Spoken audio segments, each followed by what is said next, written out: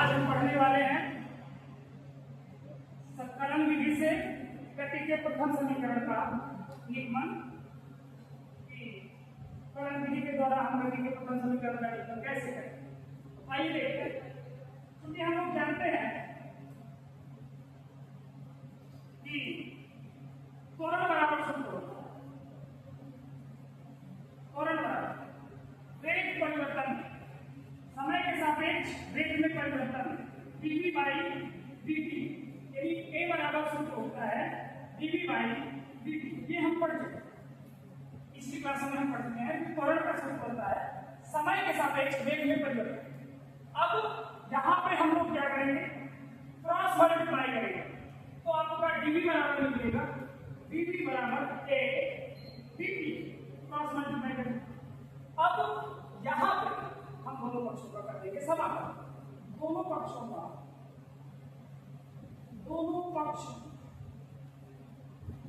का समाकलन करने के लिए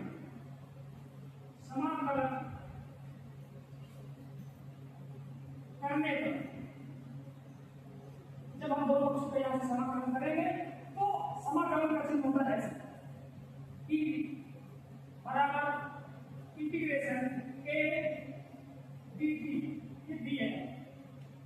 अब हम समाकलन कर रहे हैं यहाँ पे v मतलब वेग। वेग हमारा प्रारंभ में वेग था u और अंतिम वेग था v, तो इसकी लिमिट बनेगी, इसकी सीमा होगी u से v। और जहां हम त्वरण में समाकलन करेंगे वो भी समय के सापेक्ष, तो समय हमारा था 0 से लेकर के t तक। हमने जो ग्राफ बनाया था, ग्राफ दर्शाया था, उसमें प्रारंभिक वेग था आपका u और एक त्वरण से त्वरित होकर के अंतिम वेग उसका v प्राप्त हुआ था, जिस दौरान हमें t समय ही लगा था। 0 से t समय के बीच में हमने गति करवाई। इस दौरान जब हम समाकलन करेंगे तो समाकलन का रूल होता है कि जिसके सापेक्ष करेंगे, जैसे dv के सापेक्ष समाकलन dv होगा तो v आ जाएगा, समाकलन dx होगा तो x आ जाएगा। इसका ये गणितीय सिद्धांत हमने पिछली क्लास में पढ़ा है, आप लोग उसको देख सकते हैं। तो dv का होगा v और लिमिट लगेगी u से v तक, बराबर एक त्वरण है बाहर आ जाएगा और इंटीग्रेट होगा 0 से t में dt का। अब यहाँ पे गणना करेंगे कि लिमिट तोड़ना कैसे होता है। लिमिट हमेशा upper limit minus lower limit होता है। जो भी राशि यहाँ पे वेग है तो पहले बड़ी वाली अपर वाली लिमिट उसकी जगह पे रखी जाएगी, माइनस लोअर लिमिट। क्या पहले v रखेंगे v माइनस फिर u रखेंगे, ये तोड़ी जाएगी लिमिट, बराबर ये लिमिट टूट गई है। यहाँ पे a बन गया वैसे। अब वैसे ही जैसे यहाँ पे dv का v हुआ था, dx का x हुआ था, वैसे ही dt का t होगा। dt का क्या होगा बेटा, t होगा और उसमें लिमिट लगेगी 0 से t तक। बस v बराबर v माइनस u बराबर a। अब इसमें भी पहले upper limit minus lower limit, पहले बड़ी घात को रखेंगे, बड़ी ऊपर वाली लिमिट यानी t की जगह पहले t लिखेंगे, माइनस फिर t की जगह 0 रखेंगे ऐसे। तो बेटा यहाँ पे बनने वाला है v माइनस u बराबर a और t में 0 करने पर t ही राशि बचेगी, केवल t बचेगा। अब u को उधर पक्षांतर कर दिया जाए तो v बराबर बन जाएगा u जाएगा plus u plus a t। बेटा यही आपके गति का प्रथम समीकरण है।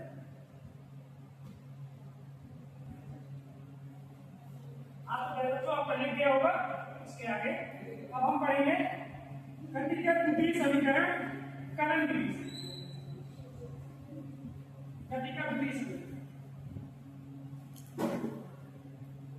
गति का यहाँ का चिन्ह कर देते हैं द्वितीय समीकरण। द्वितीय समीकरण में बेटा हमें पढ़ना है वेग से।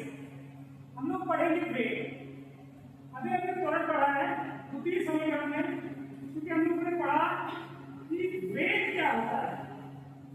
वेग होता है विस्थापन परिवर्तन की दर, यानी ds/dt। s क्या है हमारा विस्थापन, ध्यान दीजिएगा बेटा। वेग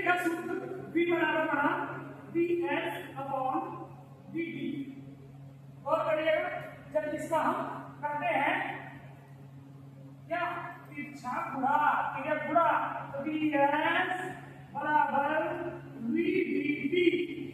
बेटा ds बराबर, और गति के प्रथम समीकरण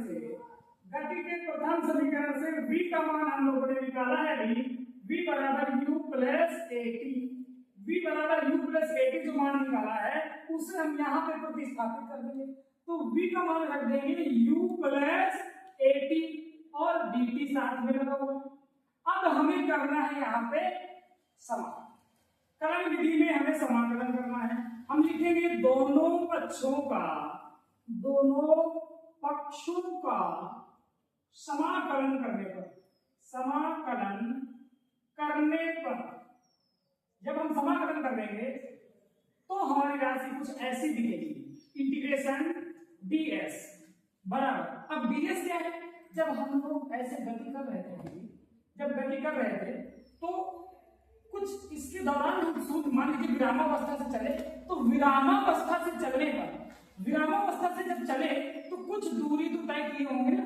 विरामावस्था से चलकर मान लीजिए s विस्थापन है, तो वो विस्थापन 0 से लेके s तक विस्थापन हुआ। 0 समय था, उस समय मान लीजिए हमारा मूल बिंदु था, फिर हमने t सेकंड में s विस्थापन तय कर दिया, तो हमारी उसकी लिमिट बनेगी विस्थापन की 0 से s तक। और इधर भी हम समय के सापेक्ष समाकलन कर रहे हैं, तो ये बनेगा हमारा u प्लस at और dt समय के सापेक्ष होगा 0 से t तक, क्योंकि समय हमारा बदल रहा है 0 से t में। अब यहाँ पे अभी पढ़ा है पिछले वाले में कि जिसके सापेक्ष समाकलन करते हैं वही राशि आ जाती है। विस्थापन के सापेक्ष करेंगे तो विस्थापन आ जाएगा, समय के सापेक्ष करेंगे तो समय आ जाएगा, दूरी x के सापेक्ष करेंगे तो x आ जाएगा। बेटा ये राशि जिसके सापेक्ष हम समाकलन करते हैं वही राशि हमें प्राप्त है।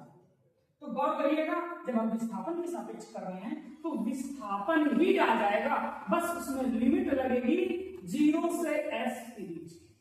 अब यहाँ पे भी एक बात हम करेंगे, 0 से t में u के साथ इसका गुणा होगा ना अंदर, ये दोनों के साथ, एक बार इसके साथ एक बार इसके साथ, तो u के साथ जब होगा तो u dt प्लस समाकलन होगा 0 से t में at के साथ भी at dt, ये बनेगा। अब यहाँ पे जब दूरी के साथ विस्थापन का हम लिमिट तोड़ेंगे तो s की जगह एक बार s रखेंगे माइनस 0 रखेंगे, तो s upper limit minus lower limit ऐसे रखेंगे, s माइनस 0 बराबर।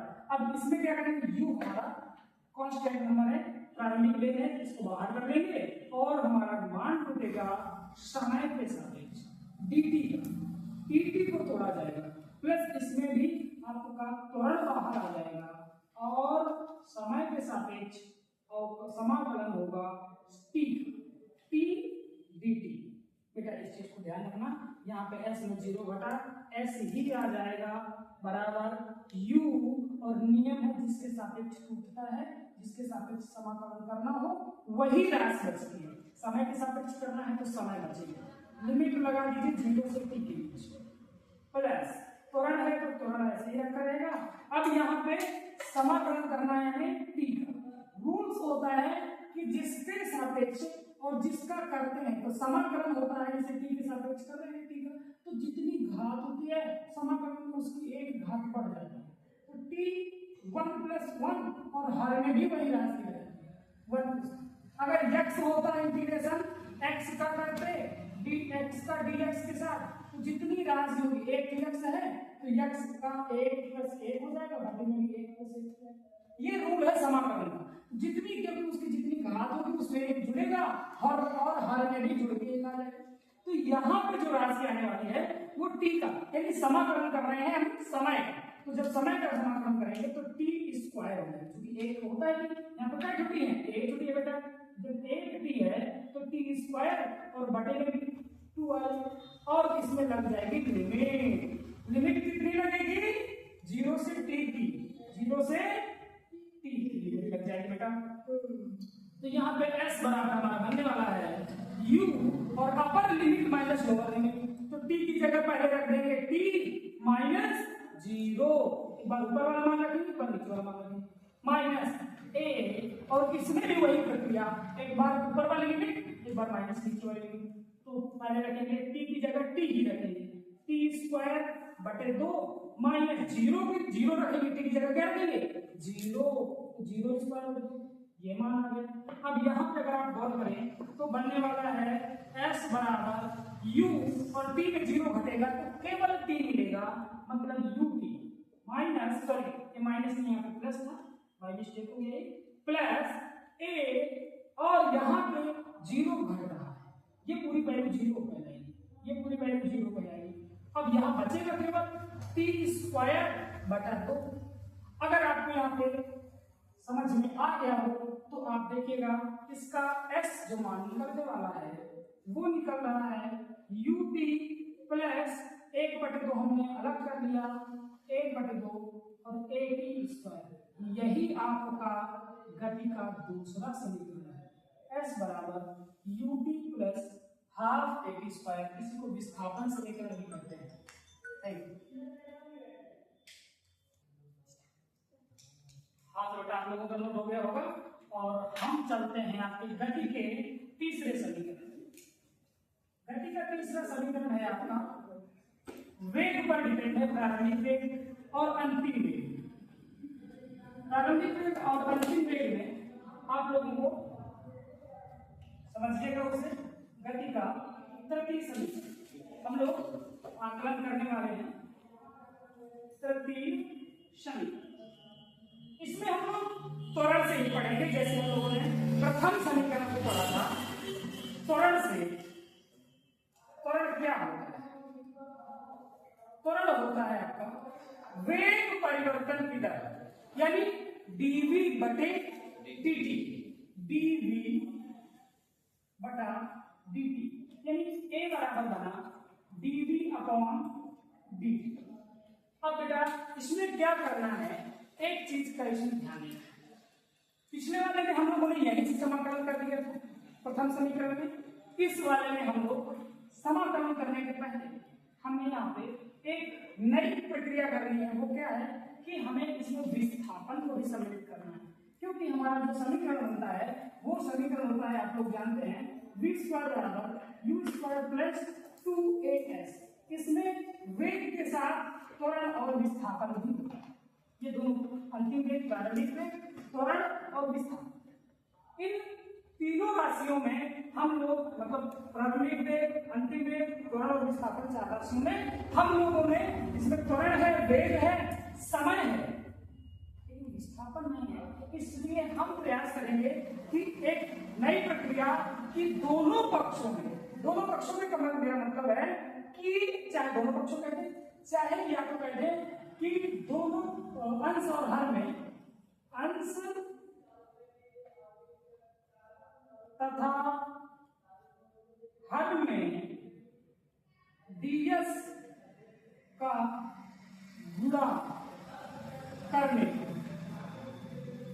इसमें हम दोनों, मतलब अंश में भी और हर में भी ds का गुणा करेंगे। गौर करिएगा कि इधर बनेगा a बराबर dv बटा dt, और ये बनने वाला है आपका ds बटा ds। यदि आप चाहें तो जो एक प्रक्रिया है, अगर ये समझ में नहीं आया तो आप a बराबर dv बटा dt में यहाँ पे दोनों पक्षों में ds का गुणा भी कर सकते हैं। तो जब आप दोनों पक्षों में ds का गुणा करेंगे तो यहाँ बन जाएगा a ds बराबर dv by dt into ds, यही तो बनेगा, ds का दोनों पक्षों में गुणा करेंगे। अब यही चीज यहाँ पे मिलने वाली है, यहाँ से बन जाएगा a ds बराबर dv अलग हो जाएगी और ds बटे dt, ये क्या ds बटे dt यानी विस्थापन परिवर्तन की दर, जिसे हम वेग कहते हैं, यही इसमें मिलने वाला है हमें, v और dv, यही हमें इसमें मिलने वाला है। या तो आप दोनों अंश और हर में ds का ऊपर नीचे गुणा कर दें, या आप दोनों पक्षों में ds का गुणा करके भी प्राप्त कर सकते हैं। इसमें हम लोग क्या करेंगे, ds बटे dt को हल करेंगे, ds बटे dt को हल करेंगे। तो a बराबर dv बटे, ये ds इसके साथ आ जाएगा, और हम लोग बना लेंगे ds बटा में इसको ले लेंगे, इन दोनों को एक साथ ले लेंगे, ऊपर ds और नीचे क्या है dt हर में ले लेंगे। तो यहाँ पे हमारी राशि बनने वाली है a बराबर dv बटा ds इंटू ds बटा dt जो है, यानी ये s क्या है विस्थापन है और t समय के सापेक्ष विस्थापन में परिवर्तन है। तो समय के सापेक्ष विस्थापन में परिवर्तन को वेग कहते हैं। वेग क्या होता है? समय के सापेक्ष विस्थापन में परिवर्तन, विस्थापन में परिवर्तन की दर ही तो वेग होती है। तो बेटा ds अपॉन dt वेग होता है। तो अब ये बटा और ds इधर भेज दीजिए, तो आपका a ds बराबर v पहले रखेंगे और dv। देखिए वही चीज मिल गया जो हमें यहाँ, दोनों एक ही चीज है, चाहे अंश और हर में ds का गुणा करें या दोनों पक्षों में ds का गुणा करें, एक ही प्रकार की चीज है, दोनों में सेम राशि मिल रही है। तो हमने इसको हल कर लिया है, आप ऐसे भी कर सकते हैं, ये लोग कुछ लोग करते हैं। अब हम क्या करते हैं, अब हम यहां से इसका करेंगे समान, दोनों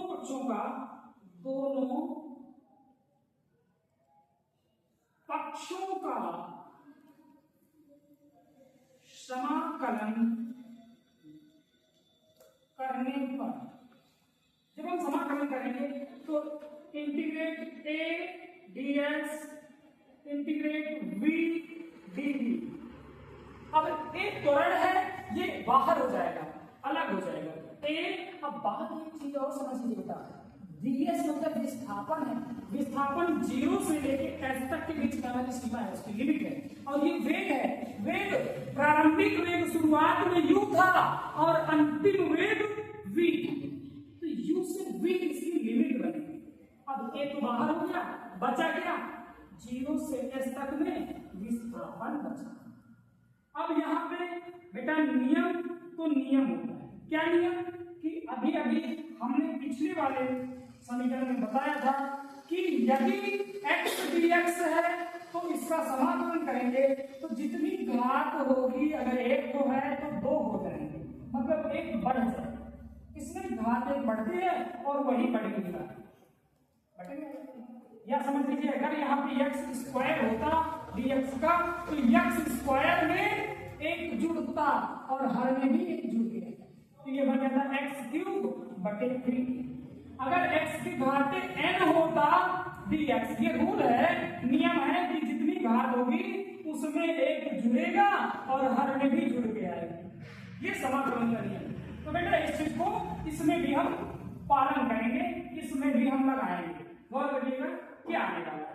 तो v का कर रहे हैं, v मतलब वेग है, एक तो वेग है तो ये हो जाएगा v स्क्वायर हो जाएगा और बटा में 2 हो जाएगा, बटा में क्या हो जाएगा 2। अब इसकी सीमा बनाइए, क्या लिमिट है u से v। अब इसका नियम क्या है कि एक बार v की जगह ऊपर वाली लिमिट रखेंगे माइनस एक बार नीचे वाली लिमिट रखेंगे, ठीक है ना।